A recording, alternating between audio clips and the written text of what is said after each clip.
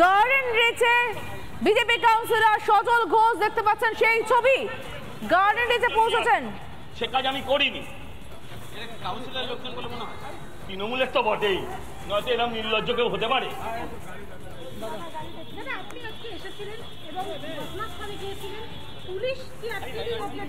রাস্তাটা ছেড়ে চলো। আটকালেও শেষ অব্দি আটকাতে পারিনি। আমি পুরো শেষ অব্দি বিষয়টা দেখে এসেছি। অত্যন্ত ভয়াবহ, আপনারা নিজের চোখে না দেখলে বিশ্বাস করবেন না। হ্যাঁ, আর আরো নির্লজ্জের মতন কিছু লোককে পুলিশ লেলিয়ে দিল। হ্যাঁ, প্রথমে মহিলা পুলিশ লেলিয়ে দিল আমাকে বার করার জন্য, তারপরে এদেরকে হাই হাই করানোর জন্য পাঠিয়ে দিল। তাতে করে আমার কিছু যায় আসে। আমি বুঝি নিজের ভালো, পাগলেও বোঝে। দুটো টাকা পাস হয়তো, কিন্তু কোনদিন তোরই মা চাপা পড়ে থাকবে, তোরই বউ চাপা পড়ে থাকবে, সেদিন দেখার কেউ থাকবে না। তখন অন্য লোক হাই হাই করবে। আবার শুভেন্দু অধিকারী বলছেন যে এই এলাকার কাউন্সিলর পাকা চোর। হ্যাঁ তাই। হ্যাঁ, ওর বাবা খুনের অপরাধে ধরা পড়েছিল। এরপরে হ্যাঁ, ওরা সবকিছুই করে, ওরা করে না এমন কোনো কাজ। ববি হাকিম বলছেন যে এই যে বিল্ডিং যেগুলো তৈরি হয়েছে সেগুলো বাম আমলে তৈরি হয়েছে। এইসব এত নির্লজ্জ। বাম আমলে এই বাড়িটা তৈরি হচ্ছিল। বাম আমলের বাড়িগুলো এখনো ভাঙিনি। আমি বাম বিরোধী। হ্যাঁ, এই বাড়িটা 4-5 মাস তৈরি হচ্ছিল। ওই গলির ভেতরে এত বড় বাড়ি কি করে সম্ভব? ওই বস্তির ভেতরে এটা 3 ফুটের রাস্তা নেই। 3 ফুটের রাস্তায় 4 তলা 5 তলা বাড়ি উঠে যাচ্ছে। What's going on? এখন এখানে বাম, ডাইনোসর এসব বললে হবে? না, 5 কোটি টাকার গাড়ি চললে আমার আপত্তি নেই। টাকাটা কোথেকে পেলি সেটা জানতে চাই। টাকাটা কোথেকে পেলি? তোর বাবার তেল কল, চাল কল কি ছিল, কোথেকে পেলি এটা জানতে চাই। তাহলে উনি কমসে কম ছেড়ে দিন। রেল দুর্ঘটনা হলে যদি রেল মন্ত্রীকে পদত্যাগ করতে হয়, তাহলে উনি কেন করবেন না? হ্যাঁ, করা, বিরাট করা নিয়েছে। 5 লাখ টাকা করে ঘোষণা করে দিয়েছে মুখ্যমন্ত্রী। হ্যাঁ, তো উনি পদত্যাগ করবেন না? বিল্ডিং বিভাগ ওনার, উনি হচ্ছেন আপনার মেয়র, উনি নগর উন্নয়ন মন্ত্রী, সেই নগরে এই সব ঘটনা ঘটছে, তো উনি কেন থাকবেন? মুখ্যমন্ত্রী এলেন, তারপরে অভিযুক্ত গ্রেফতার হলো প্রমোটার। ও ঢপে। আসল কি প্রমোটার নেই? প্রমোটার তো পেয়াদা, আসল তো কাউন্সিলর, আসল তো পুলিশ। এরা চলে গেলে স্কোয়ার ফুটে 1000 টাকা করে দাম কমে যাবে। হ্যাঁ, 500, 1000, এই তো সিস্টেম। তারপর ডিপার্টমেন্ট আলাদা।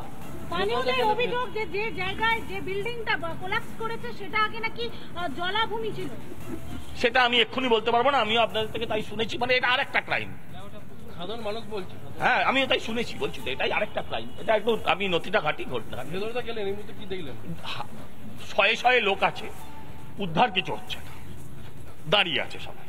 হলুদ, সবুজ, নীল বিভিন্ন রঙের জামা কাপড় পরা লোকজন আছে, হেলমেট টুপি পরা লোকজন আছে, উদ্ধারের কোনো চিহ্ন দেখি। আমার ঠিক আছে।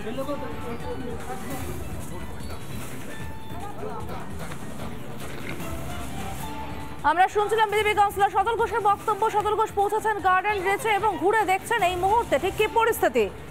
এবং বারবার যে কথা সজল ঘোষ বলছেন, বিজেপি কাউন্সিলর সজল ঘোষ বারবার বলছেন যে কেন বেআইনি নির্মাণ সেটা খতিয়ে দেখা হোক, বেআইনি নির্মাণে আদতে মদত করা দিয়েছে তাদের খুঁজে বের করা হোক।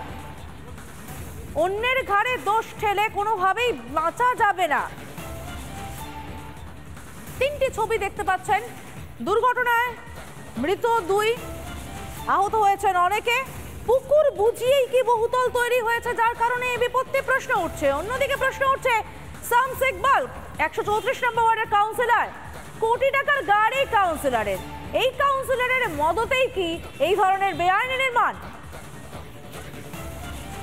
ধ্বংসস্তূপ থেকে এখনো উদ্ধার কাজ চলছে, এখনো কেউ আটকে রয়েছেন বলেই জানতে পারা যাচ্ছে।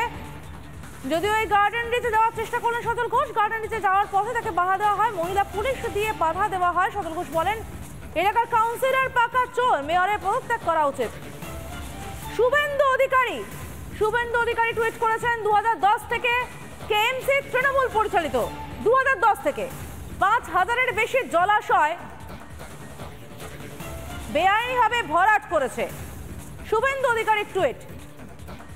কাউন্সিলর, পুলিশ সব মিলে তৃণমূল নেতাদের যোগসাজশে এইভাবে বেআইনি জলাশয় বুঝিয়ে ফেলা হয়েছে। পরিকল্পনা ছাড়াই বেআইনিভাবে নির্মাণ হয়েছে। গার্ডেন রিচে 800-রও বেশি বেআইনি নির্মাণ। টুইট করেছেন শুভেন্দু অধিকারী।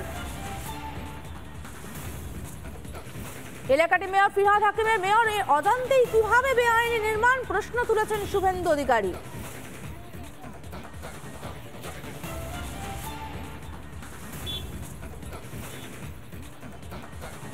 আরো একবার জানিয়ে রাখতে চাইবো, বেআইনি বহুতল বিপর্যয় সোশ্যাল মিডিয়ায় তোপ শুভেন্দু অধিকারী। আরে বিভীষিকার বহুতল, তাতে মৃত্যুর দায় কার? প্রশ্ন উঠছে কেন, কিভাবে ভেঙে পড়লো এই বহুতলটি? 3 ফুট রাস্তায় কিভাবে 5 তলা বাড়ি নির্মাণের অনুমতি দেওয়া হলো? মানা হয়েছিল পুরসভার গাইডলাইন? সরু রাস্তায় কত তলা বাড়ি তোলা যায়? আশেপাশের বাড়ির ক্ষেত্রেও কি মানা হয়েছে নিয়ম? এই বিভীষিকার যে বহুতল, তার মৃত্যুর দায়টা কার? পুরসভার নজর এড়িয়ে কিভাবে নির্মাণ? এলাকায় এরকম বেআইনি নির্মাণের সংখ্যাই বা কত? সেগুলো দিয়ে বা কি ধরনের নজরদারি চলে? ঘুষের বিনিময়ে বেআইনি নির্মাণে কি ছাড়পত্র দেওয়া হয়? এলাকা যান মুখ্যমন্ত্রী, গার্ডেন রিচে যান এবং গিয়ে কার্যত স্বীকার করে নেন যে বেআইনি নির্মাণের জন্য এই ভয়ঙ্কর ঘটনা।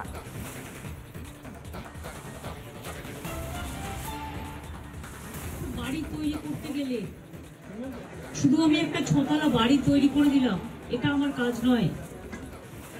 বাড়িটা যাতে মজবুত হয় এবং আইনত সেটা স্বীকৃতি কিনা, অফিসিয়াল পারমিশন পেয়েছে কিনা, সেটার ওপরও নির্ভর করে।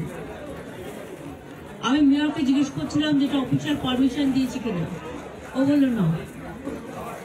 এগুলো সমস্তই বেআইনি কিছু কিছু হয়। আলটিমেটলি আমি যা খবর পেয়েছি, আমাদের পুলিশ, ফায়ার ব্রিগেড, ডিজাস্টার সবাই সারা রাত ধরে এবং লোকাল মানুষ, কাউন্সিলর, স্থানীয় যুবক যুবতীরা, এলাকার ক্লাবগুলো সকলে মিলেই এরকম একটা দুর্ঘটনা ঘটে গেছে, যার জন্য আমরা সকলেই মর্মাহত। শহরের মেয়র তিনি জানতেন না এইভাবে বেআইনি নির্মাণ হচ্ছে, কিন্তু তিনি স্বীকার করে নিয়েছেন বেআইনি নির্মাণ হয়েছে। নজরদারি হয়নি কেন, তার অবশ্য উত্তর পাওয়া যায়নি। শুনুন।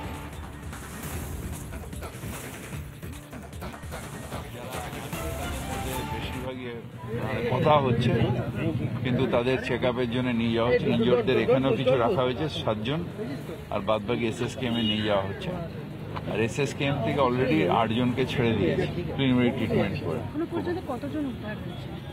উদ্ধার হয়েছে প্রায় 15 জন, 7 আর 15 জন। আরও এর ভেতরে যাদের সাথে কথা হচ্ছে আরো 4-5 জন আছে, তাদের আশা করছি বেরিয়ে যাবে।